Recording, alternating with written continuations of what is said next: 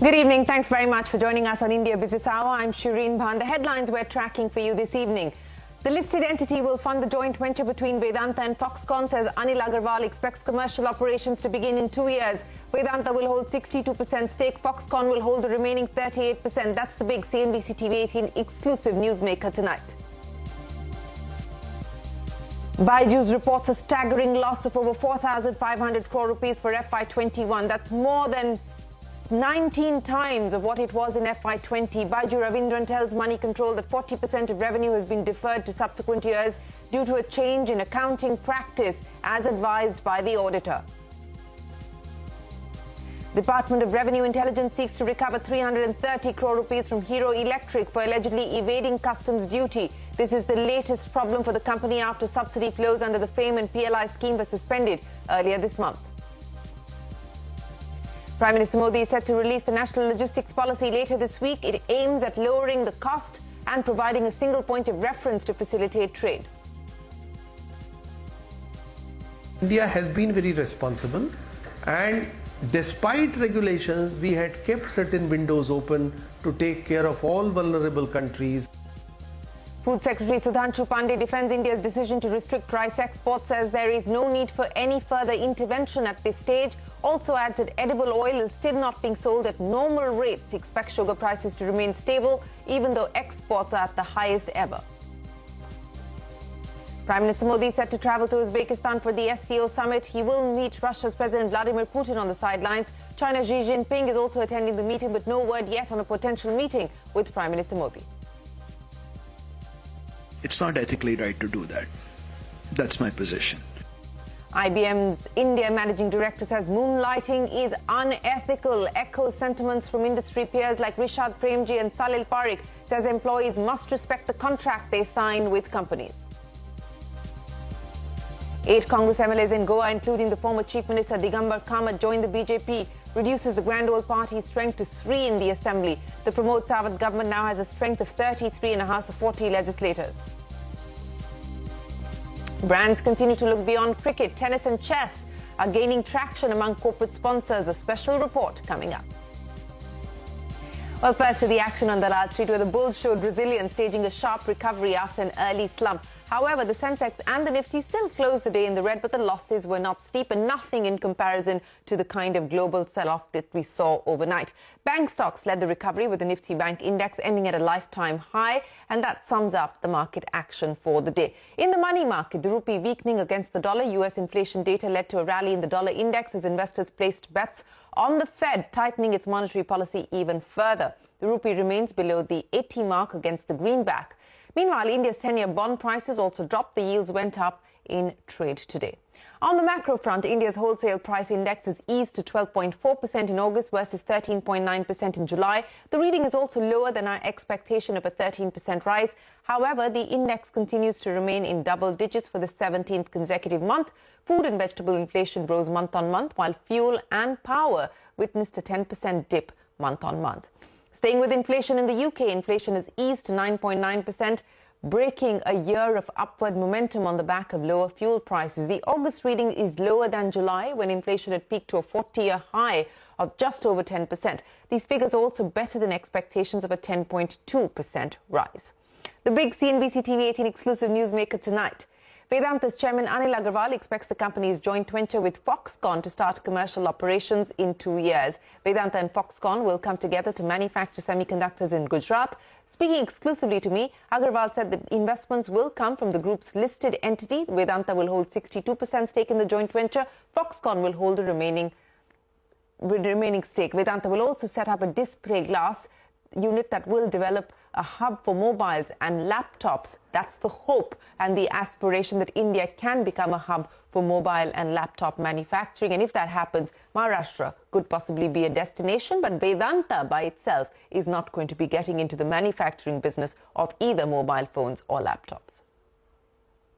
Will any funding for this joint venture come from the listed entity, from Vedanta?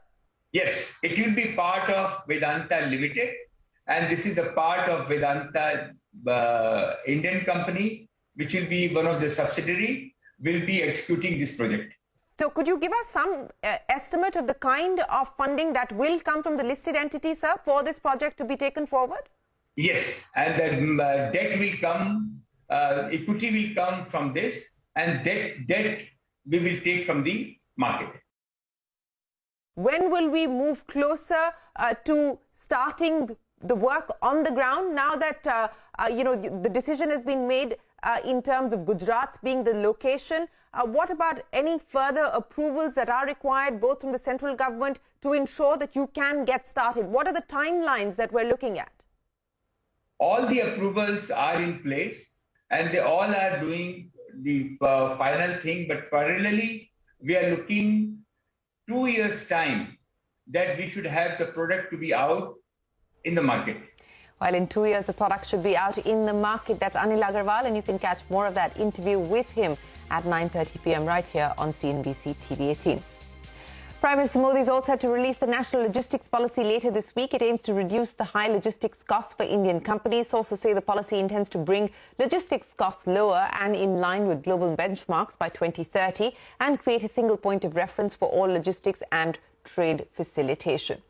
Food Secretary Sudhanshu Pandey has defended India's decision to restrict rice exports. He said intervention was necessary as broken rice export had spiked by an abnormal 4,200% between April and August. That's not all. He also said that India has been very responsible and that rice exports this year will be 17% higher than last year. He also said that India exported 21 lakh metric tons of wheat before the regulations, but post the regulations of the curbs, India has in fact exported 24 lakh metric tons of wheat to governments using the G2G route. Take a look.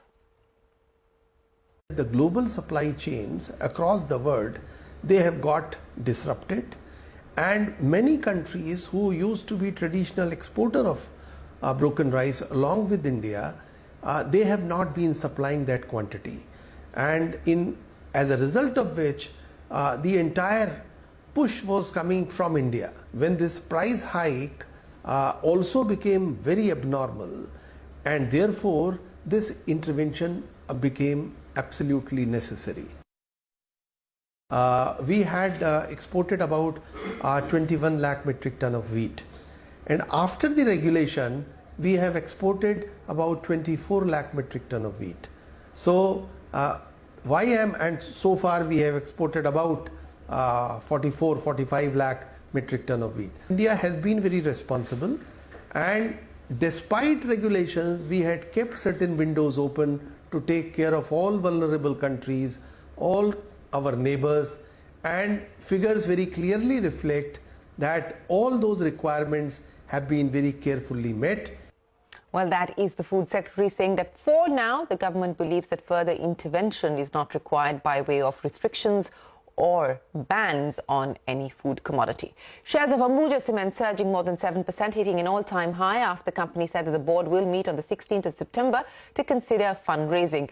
The cement company, however, has not disclosed the amount of funds it is looking to raise. The Department of Revenue Intelligence is seeking to recover 330 crore rupees from Hero Electric for allegedly evading customs duty. The DRAI had sent a show-cause notice to the company in December 2020 after claiming that the company imported e-bikes and e-scooters fully assembled and declared them as automobile parts. The government has already stopped the flow of subsidies to Hero Electric under the FAME scheme. Responding to CNBC TV18's query, Hero Electric said that the company is compliant with the law, adding that it has been granted a stay order and no duties have been paid. Parikshit joins us now to take us through the details. Parikshit, what is the DRAI's contention? What are the chief allegations being made? So it now is clear that Hero Electric is the subject of two investigations that have taken place. The FAME 2 investigation that has been conducted by the DHI, their subsidies were suspended because they were not meeting domestic value addition criteria, and there were discrepancies with that data. We've been told that their subsidies were stopped 3 months ago, and subsidies for them in Okinawa continue to be under suspension for the moment. DHI is also taking the help of other agencies in identifying lapses by these two companies and other EV players as well. Simultaneously, we've also come to know that the DRAI conducted investigations into imports by Hero Electric between 2009 to 2014 and 2017 to 2019. These were of low-speed electric two-wheelers, according to our source in the government. We've accessed the show-cause notice which was issued to Hero Electric, and that has strong words. It goes on to say that Hero Electric committed a fraud intentionally after proper planning and modus operandi, and the agency, the DRI, would like to recover dues of 330 crores because there has been a strong violation of customs duties. Essentially, CKD kits were ordered, but they were bifurcated. Parts were sent to different ports for delivery. So the DRI believes that they have misled the state system willfully and misrepresented facts. And that's why 330 crores must be recovered from Hero Electric. Now, this show cause dates back to December 2020. Hero Electric is saying this is 3.5 years old. We have challenged this in court. We have got a stay order. DRI says that they will be defending this case in court. But clearly, there are certain issues that Hero Electric is facing with regard to domestic value addition, with regard to its import supply chain as well. And some of these questions are there for other electric vehicle makers in the market as well. They are facing scrutiny by different agencies, especially the Ministry of Heavy Industries. Parikshit, many thanks for joining us and taking us through the details of that story. Revenue Secretary Tarun Bajaj is expecting GST revenue collections to cross 1.5 lakh crore rupees in October. So far, monthly collections have remained robust, but just shy of that number. And he's hoping that ahead of the festive season, we can see a bump up. For the last couple of months, we have been trying very hard to clinch or to reach that milestone of 1.5 lakh crores. But we have been failing a bit, sometimes by 2,000, sometimes by 6,000 crores. On behalf of Mr. Johri, the CBIC will promise us that, okay, we'll give them some time. We are already in the middle of September. Say the revenues that we'll collect in October and the result of which will come on the 1st of November. I am sure from that month onwards, CBIC on a regular basis shall deliver 1.5 lakh revenue for the Government of India. Well, that is Tarun Bajaj, the Revenue Secretary. On to the auto sector. Maruti Suzuki is upbeat about its strong booking trend ahead of the festive season. The company's Executive Director, Shashank Srivastav, told us that they anticipate a strong season provided that production is as per demand. The company has over 4 lakh pending bookings. We have seen a strong booking trend so far, and going forward in the festive season, I expect the festive season to be strong, provided, of course, that we are able to produce vehicles according to the underlying demand pattern. There is a lot of pending bookings at the OEMs across the industry and also at Maruti Suzuki. We have about 425,000 bookings which are pending. So I expect the season to be strong. Indian retailers are seeing strong sales growth across categories, with August sales rising by 15% over the pre-COVID levels. Retailers remain bullish about sales picking up ahead of the festive season. E-commerce giant Amazon asserts that seller and consumer sentiment remains positive, while Vijay Sales remains upbeat about the consumer durables sector. Take a look. Looking at the August month, so Ganesh Chaturthi never is a very big sale month anymore for the last 4-5 years. But what we saw on August 15th was a phenomenal growth over even 2019 and even over last year. So looking at that, we are very bullish, at least in consumer durable, that we should be seeing a very good Diwali. September is not going to be a very key month to be observed. Sentiment among sellers is very positive. The consumer sentiment is also very positive. We believe this Diwali will be better than last year. For the last 9 years, every Diwali has been bigger than the previous one. And I think it's just the flywheel of sellers and consumers which makes the marketplace move faster. Correct. You already had about 2 sales already that went by for around Independence Day, then your Great Indian Festival. So what is the kind of response that you got in those 2 sales, and what does that tell you about this festive season? Can you give me any rough figures or trends that you saw in those sales? So we don't get into numbers in terms of, but like I said, what is most important for me is getting those 11 lakh sellers successful.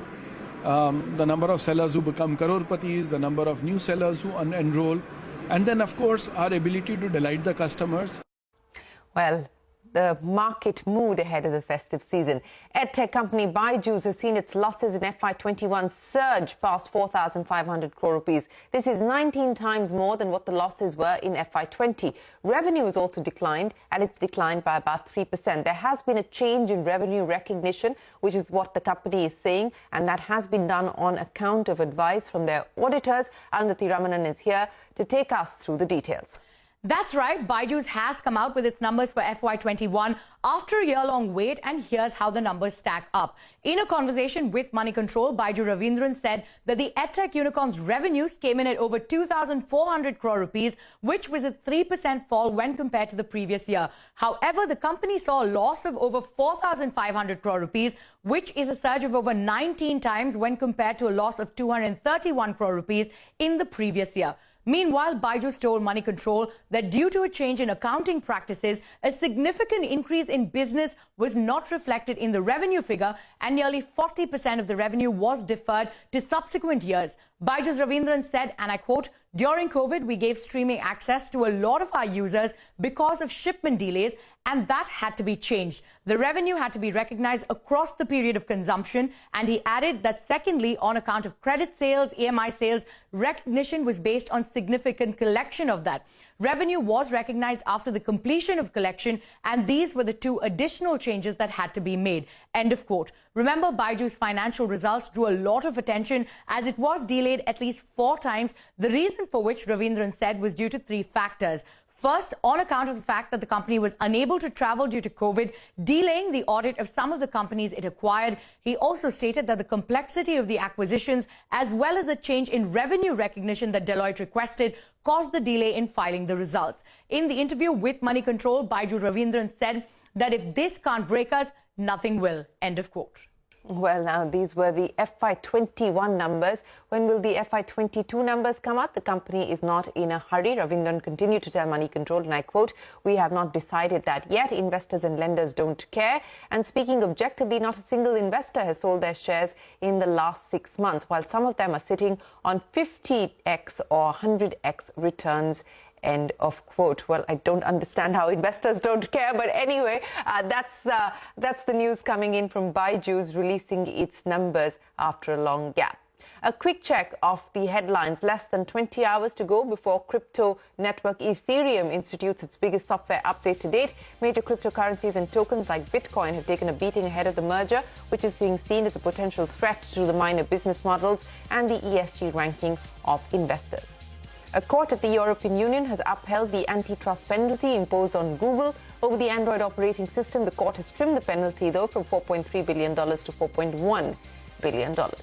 IT companies are increasingly concerned about their employees moonlighting or taking up other jobs after working hours. Speaking against the practice, Infosys in an email has warned employees about severe consequences if they are found violating the code of conduct. The company said, and I quote, "No two-timing, no moonlighting and no double lives. Any violation could lead to termination of employment." End of quote. The warning from Infosys comes days after Wipro chairman Rishad Premji in a tweet had called moonlighting in the tech industry and I quote, as cheating, plain and simple. Global tech giant IBM has spoken up against the dual employment practice. Responding to a question by CNBC-TV18, IBM India's managing director Sandeep Patel agreed with the views of Premji. He said moonlighting is unethical for employees. You know Rishad's position on this, right? I share Rishad's position. In IBM, all of our employees, when they are employed, they sign an agreement which says that they are going to be working full-time for IBM. So, notwithstanding what people can do with the rest of their time, it's not ethically right to do that. That's my position. Now, and you've heard the industry position on it, so I'll keep it at that. Well, that's IBM saying no to moonlighting. Time for us to head into a break, but up next, brands continue to look beyond cricket, tennis and chess, gaining traction. That and more when we get back in a CNBC TV18 special report.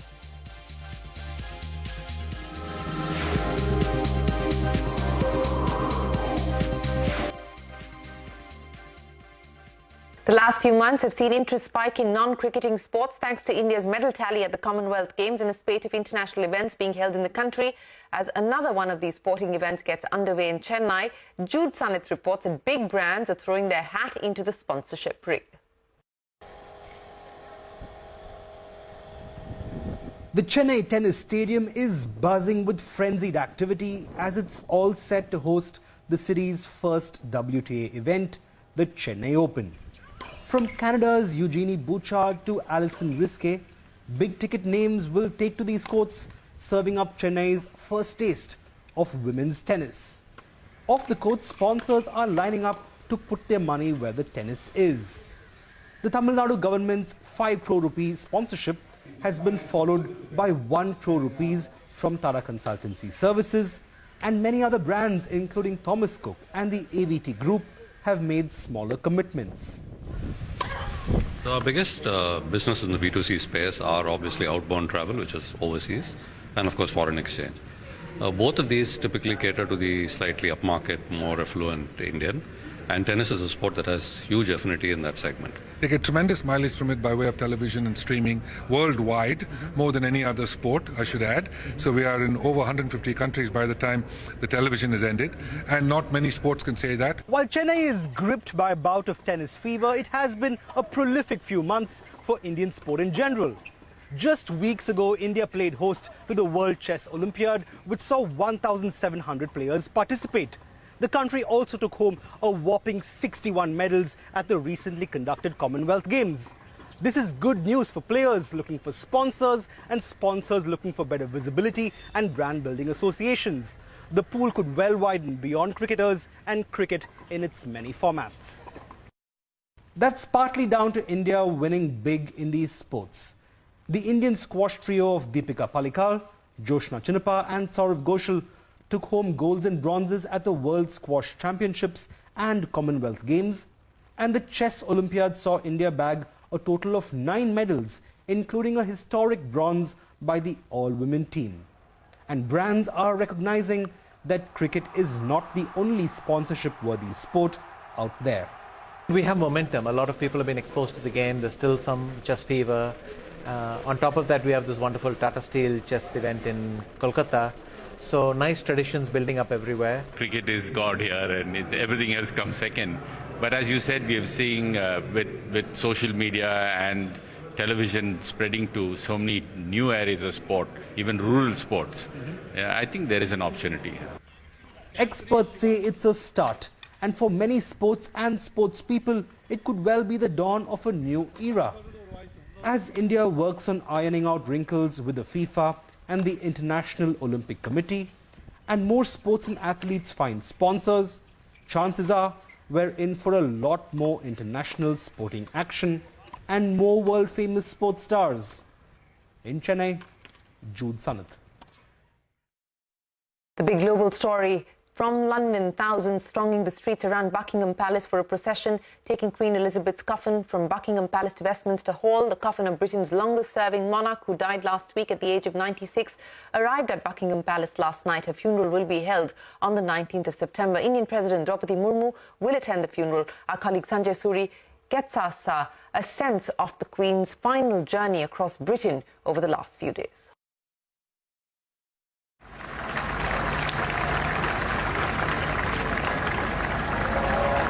Thousands have waited for hours in the rain for these last moments. People applauding her reign, celebrating her reign that has been 70 years. For someone who has just become king, King Charles III seems to be in a really bad mood. For the second time in just days, he hasn't been king a week yet. He expressed impatience and irritation over, of all things, a pen. This time at a signing ceremony in Northern Ireland.